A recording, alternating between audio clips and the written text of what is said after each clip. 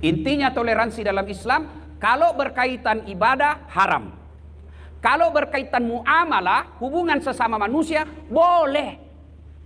Jaga pos ronda, sama-sama kita jaga kerukunan, boleh. Jual beli, boleh. Silakan, itu tidak dilarang dalam agama. Kalau mau perlihatkan bagaimana toleransinya sebuah agama, lihat konstitusinya. Islam jelas.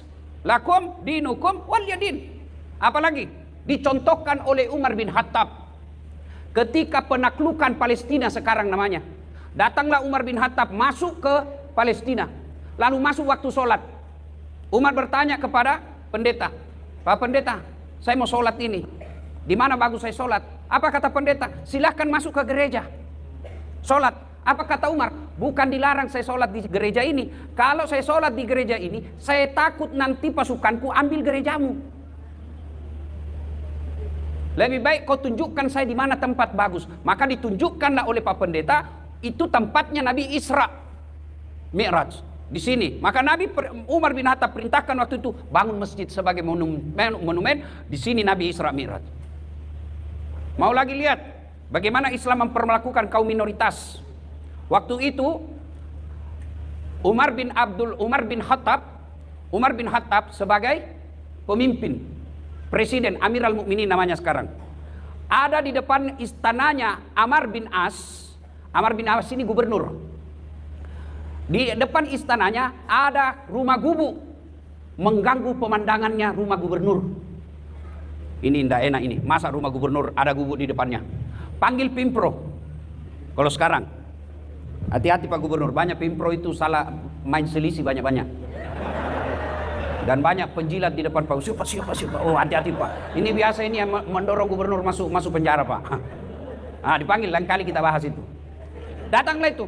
Bagaimana caranya supaya digusur itu rumah? Kita bikin masjid lah, alasan bikin masjid. Panggil si Yahudi, kaum minoritas. Yahudi, ya, Pak Gubernur punya program mau membangun masjid di depan sini. Jual rumahmu. Enggak, kami ganti untung. Bukan ganti rugi. Ganti untung. Misalnya kalau harga rumahmu 10 dirham, kami beli 100 dirham. Enggak mau saya, ini rumahku saya suka.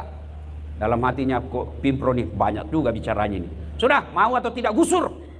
Digusur rumahnya Pak. Sedih ini orang Yahudi. Maka dia jalan kaki dari Mesir ke Madinah. Ketemu Umar bin Khattab. Waktu itu Umar bin Khattab, jangan bayangkan seperti presiden sekarang ada istananya. Umar bin Khattab lagi tidur di bawah pohon kurma. Tidur seperti ini. Dan bertanya, Tuan, kau tahu Umar bin Khattab? Kenapa? Di mana rumahnya, istananya? Istananya ada rumah yatim piatu. Pengawalnya, fakir miskin dan janda-janda tua. Mana Umar? Ya saya. Oh, Anda Umar. Kenapa kamu? Mau melapor ini. Apa lapor? Itu Gubernur Amr bin As, dia gusur rumah saya. Kenapa bisa? Katanya mau bangun istana. Saya sudah ditawari ganti untung, tapi saya tidak mau. Dia seenak-enaknya saja. Oh begitu? Ya. Kalau begitu kau ambil itu tulang di tempat sampah. Pak Gubernur, Pak Presiden, saya bukan mau cari tulang. Anda usah banyak bicara, ambil aja itu. Ambil itu tulang. Lalu Umar bin Khattab keluarkan pedangnya. Dia gores. Dia gores itu tulang dengan pedangnya, dibungkus. Bawa kamu salam saya sama Amr bin As, sampaikan ada salam dari Umar bin Khattab. Bingung ini, Pak, saya jauh-jauh ini jalan kaki bukan mau bawa tulang. Sudah, kau bawa saja itu, sampaikan salamku sama dia. Pulanglah dia sampai di Gubernur Amr bin As. Pak Gubernur, ya, ini saya melapor dari Umar bin Khattab. Ini ada titipannya. Dibuka bungkusan itu tulang. Begitu dilihat Amr bin As, dia pegang itu tulang, gemetar dia Pak. Jatuh, terkumpul, tersungkur. Saya pura-pura, saya tes Bapak ngantuk atau tidak. Ya, masa tersungkur saya tidak tahu, dokter ini. Dia tambah bingung ini Yahudi Pak. Tambah bingung, apa maksudnya nih? Saya jelaskan kau. Ini teguran keras dari Umar bin Khattab, Bapak Presiden. Apa maksudnya? Itu tulang, apa pesannya? Sekarang kamu jadi gubernur, tapi suatu saat pasti kau jadi tulang. Maka sekarang kau jadi gubernur, berlaku luruslah seperti garis yang ada di tulang itu. Kalau kau tidak mau berlaku lurus, saya pedangku akan luruskan kamu. Begitu? Iya. Panggil kembali kontraktor. Kontraktor, bangun kembali. Lalu dia bilang, begitukah keadilan dalam Islam? Iya, saya hilaf. Dia bilang, ambil sudah ini, saya bangun kembali. Itulah keadilan dalam Islam.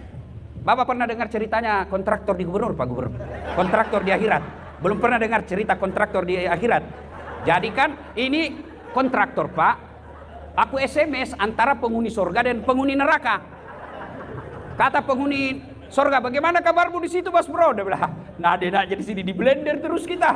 Nggak ada jam istirahat. Bukannya banyak artis di situ. Dia bilang, sudah hancur mukanya di sini.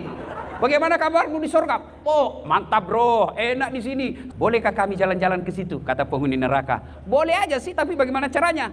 Penghuni neraka kan cerdas-cerdas, Pak. Gampang. Masukmu? Begini, kami bikin jembatan dari neraka, kamu juga bikin jembatan dari surga. Kita ketemu di tengah. Setuju? Setuju. Lelang proyek. Keluar pemenang tender. Waktu pekerjaan 3 hari, Pak Gub.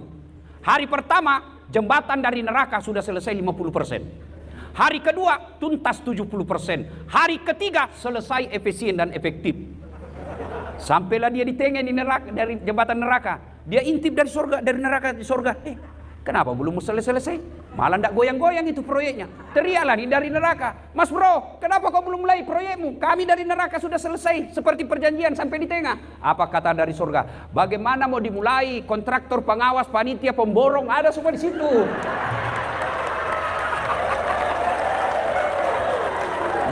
Di sini hanya penghafal Quran, tidak tahu kalkulator dia, Pak. Pak Gub, waktu saya cerita ini, ketawalah teman saya anggota DPR. Ketawa dia, Pak. Langsung saya bilang, kau pernah juga dengar anggota DPR di akhirat? Jadi Pak Gubernur, masuklah ini anggota dewan dalam surga. Dilihat sama Pak Imam. Kenapa itu anggota dewan masuk dalam surga?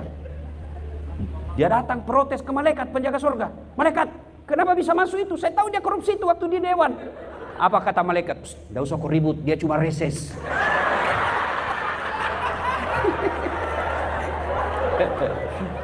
Bapak Ibu saudara-saudara sekalian, teristimewa Bapak Gubernur Papua Barat, Bapak Dr. Andes Domingus beserta seluruh jajaran dan semua yang saya hormati yang di depan semua ini. Kalau saya sebut tidak ceramah tapi namanya ngabsen. Ini acara bisa berjalan karena kita kompak meskipun kita beda. Ada pendeta, ada biku, suhu, dan suhu ini harus, saya yakin harus lebih kuat imannya daripada ustadz. Kenapa? Kalau saya umat saya, Pak, tutup rambut, betisnya pun susah dilihat.